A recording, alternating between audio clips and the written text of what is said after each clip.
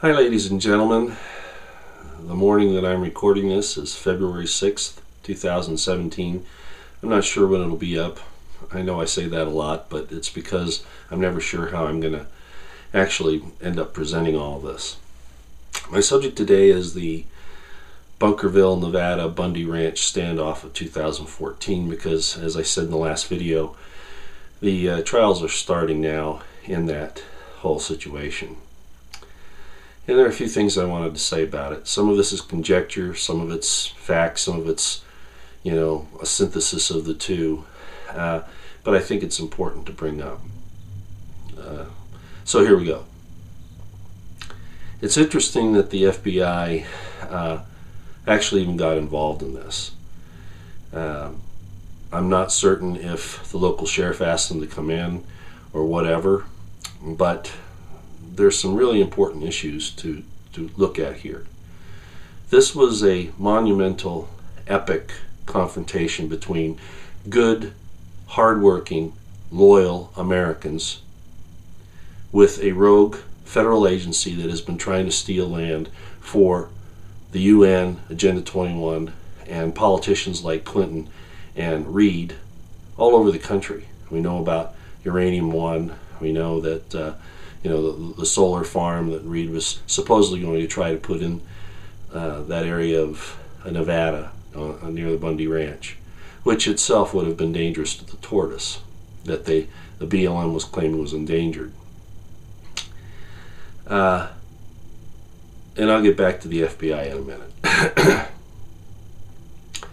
These were not rioters, they were not anarchists, they were not communists, they weren't Antifa, they weren't destroying property, they weren't threatening people, they weren't beating people up, etc., etc. Not even after the BLM had attacked the Bundy family physically on several occasions, unnecessarily and outside of the use of force continuum, really for no reason. The BLM had put up sniper positions around there even before the rest of the demonstrators got there, threatening the family, pointing those weapons at women and children. And there are other things that happened. But where I want to go is here. Apparently, well, let me say this first. First of all, the desert tortoise, if it was endangered, why was the BLM euthanizing them? So that was just an excuse, okay, as usual, to take over that land. Number two, the BLM's authority is in question. Jason Chavez of Utah, congressman, had introduced a bill to strip the law enforcement powers of the BLM away, but in fact they don't exist anyway. They enforce regulations, not law. And local law they can't enforce at all. That's still up to the sheriff. And then there was the question of them even being able to be armed. Apparently the BLM had not renewed their licensure to carry weapons, so they were technically outside of their own regulation of that at the time. But really, I think what it comes down to is, what was the legal status of the demonstrators? What do I mean by that? Well, we know now that despite my misgivings of Sheriff Gillespie, who was the sheriff of Grant County of the Las Vegas Metropolitan Police Department, we now know that at some point in time, I'm not sure if it was after the confrontation over the front loader where Bundy was tased and they brought out those dogs and their deadly weapons, the BLM I'm talking about, and their tasers against an unarmed group of mostly women and children with a few men. It was totally over-the-top response. It was a tyrannical, dictatorial, authoritarian, not law enforcement response, but a military response in a combat zone. Okay, that's really how they reacted, the BLM. And that's because they were probably trained that way. Dan Love was a very poor leader, which I could go into in some other aspects. But at any rate, he's up for, or he's been investigated for misconduct now, and I think it's going to probably end up with some criminal possibilities on him as well. Should be, and on a lot of his agents, a lot of his guys he was in charge of out there. But at any rate, so despite my misgivings of Gillespie, at some point in time prior to the final standoff at the I-15 area where the federal corrals were, Sheriff Gillespie had told them to leave. So, uh-oh. The local sheriff, having law enforcement authority, had told the BLM to leave, and Dan Love refused. That's a crime. Okay? That's a crime. Especially the way it ended up. Now, on the day of the standoff, again, a lot of people had showed up by now, and these were good, freedom-loving, hard-working, salt-of-the-earth Americans. They weren't rioters. They weren't bad people destroying things or whatever. Yes, they carried their weapons with them, a lot of them, because Nevada's an open carry state, number one. Number two, they were exercising their Second Amendment rights. And the BLM had threatened deadly force against unarmed people and had done horrible things this entire time. So this was a group of people standing up against, as I said, a rogue federal agency that's out to support the likes of Clinton and Reid and the UN, not the American people. Be that as it may, the demonstrations were very peaceful. Nothing had happened. On the final day, the day of the final standoff, Sheriff Gillespie came out and said, okay, the BLM's agreed to leave. They're going to release the cattle. You know, it's all over with, everybody. Okay? The sheriff did that. Because at first I thought he was part of this whole thing because he had MRAPs and some other things not very far away, and a lot of deputies posted here and there. I'm not sure what his thoughts were on the matter at the time, but apparently we do know that he had already told the BLM to leave. So after he made this announcement, everybody was happy, and hours went by, I think 2, if I'm not mistaken, and the BLM still hadn't released the cattle. Bundy had sent over some cowboys to wait for the cattle to be released through the wash, and it didn't happen, and they called back and said, well, they're not doing it. So Bundy finally said, okay, everybody, if you go over there and demonstrate. So they did. Now, apparently there were, well, not apparently, there were a lot of armed people that went over there, again, exercising their Second Amendment rights. And I want to point out again, the sheriff had already told BLM to leave.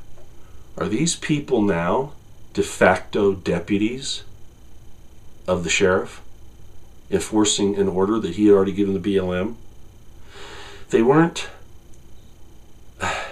formally deputized, but that's going to be a legal question here, I suppose. But as far as standing up for the rights of the Bundys and what had already transpired, and they weren't really threatening the BLM. They were there to ensure the BLM didn't continue their threats of deadly force against the demonstrators. Big difference. Okay, so the demonstrators get up there, and as they're moving up, people like David Knight, Michael Lynch of Fox News, reporters, were already being threatened by the BLM that they would shoot them, totally unarmed. The people get there. They say a prayer. Can you imagine the demonstrators in Berkeley saying a prayer? Or in D.C., or the Women's March that was going for abortion and all of that. Not the second March for Life, but the first one with Madonna. All of them praying? No. So, whole different situation here. Again, we're seeing the government react to Christians, to truly, spiritual people, that they consider them the enemy. That's very important when Luciferians are involved in these federal agencies. Anyway, to get back on the point here. So they're coming up and they're being threatened with deadly force by the BLM that is now there illegally because we know the sheriff told them to leave. This confrontation goes on for quite some time. Ammon Bundy's saying, no, you've got to leave. And Dan Love is trying to, show off that he's still in charge. Well, finally, another deputy, Sheriff Roberts, comes up and says to Love, you've got to leave. You're going. So, in other words, I don't know if he knew about the sheriff's order before or if he just took it upon himself, but this is the second time now that a sheriff has told the BLM to leave. The sheriff's department was there. Under Sheriff Lombardo was there, and I don't know how many sheriff's deputies, but I guess in the neighborhood of probably 15 to 20 is what I would imagine. They didn't order the demonstrators to leave. The law enforcement, the sheriff didn't order the demonstrators to leave. They allowed them to have their weapons. The BLM had already been ordered to leave and now received a second order by Roberts. Again, were the demonstrators a de facto posse? I think the argument can be made that they were. So I wanted to bring that up. I'm probably going to do a few of these reviews of the entire situation, because the BLM and the EPA in particular, well, the IRS, of course, you know, a lot of these agencies are a law unto themselves. And they answer to the UN, not even to anybody in Congress. I mean, look at the fact that the BLM was still carrying weapons when they hadn't even, you know, reapplied for that ability. So I think, again, I want to emphasize that what I saw there in Bunkerville was the American people basically upset and finally saying, federal government, you've gone too far. Your abuses, your tyranny, your unjust use of force, including the threat of deadly force, is out of control, and we can't have it any longer. The issue again of the grazing fees, that could have been solved in a court by seizing bank accounts or whatever. And I'm not saying the grazing fee argument by the federal government, by the BLM, is correct. I'm not saying that. But I'm saying it didn't have to take armed force. Okay? The desert tortoise situation, endangered species, again, BLM was euthanizing them. And if Harry Reid really was going to build a solar farm there, I think that would have been a lot more damaging to the tortoise than cows, which, by the way, biologists have said that the cows actually assist the tortoises in existing. So there are a lot of issues here that aren't clearly defined and yet raise a lot of questions about what was happening there. But I think this situation with the sheriff ordering the BLM to leave and then refusing to do so, the people showing up to enforce that order de facto, and Sheriff Roberts then coming up and re-ordering the BLM to leave, and the sheriff's deputies not commanding the demonstrators to depart or to disarm, are all important factors in the fact that these people were not criminals that were confronting the BLM and should not have been charged by an FBI who should have known the facts of this whole thing. But we do know that the FBI was being driven to do what they did by forces in Washington, D.C. Loretta Lynch, the DOJ, that shouldn't surprise anybody, Clinton, Obama, Reid, and probably others.